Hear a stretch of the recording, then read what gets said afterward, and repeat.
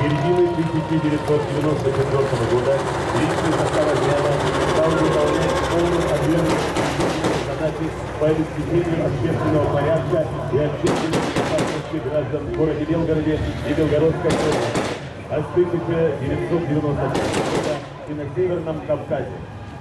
Этот путь отряда начат 13 января 1995 года, когда в соответствии с приказом МВД Российской Федерации ОМОН в количестве 53 человек был направлен для восстановления конституционного строя на территории Чеченской Республики в город Грозный.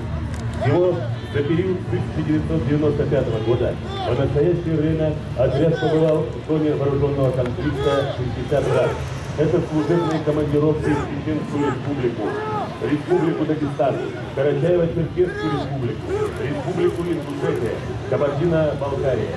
За образцовое исполнение служебного долга, по укреплению законности и правопорядка на территории Российской Федерации, за мужество, самоотверженность и отвагу, проявленные при ликвидации незаконных вооруженных формирований на территории Северо-Кавказского региона России в условиях, сопряженных с реальным риском для жизни, более 450 сотрудников ОМОНа награждены орденами и медалями.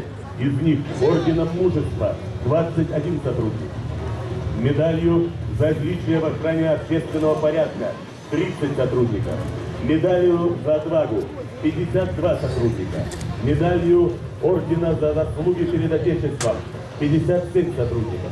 Воробьеву Вячеславу Михайловичу, который находится сегодня на трибуне, указом президента Российской Федерации за номером 334 от 30 марта 2009 года присвоено звание Героя Российской Федерации.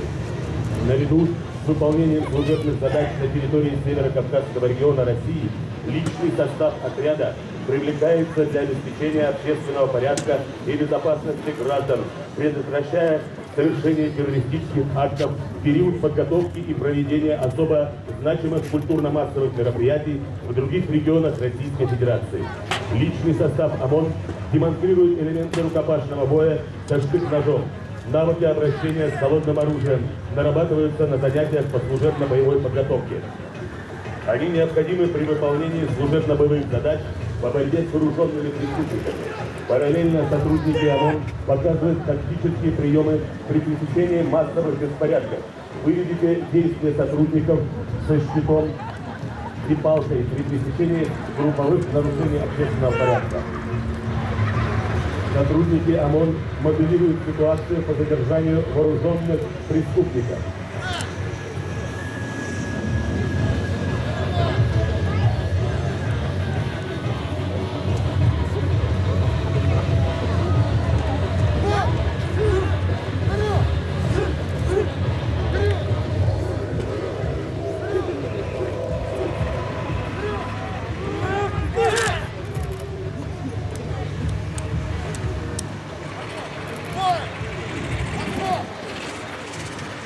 Сотрудники ОМОН демонстрируют обращение с автоматом Калашников. Сотрудники ОМОН демонстрируют нейтрализацию преступника, атакующего сотрудника полиции. Действия сотрудника при отражении нападения на него. В завершание ОМОН демонстрирует тактические действия личного состава при передвижении с автоматом Калашникова. В целях укрепления морально-психологической устойчивости выполняется обкатка личного состава боевой техникой БТР-80.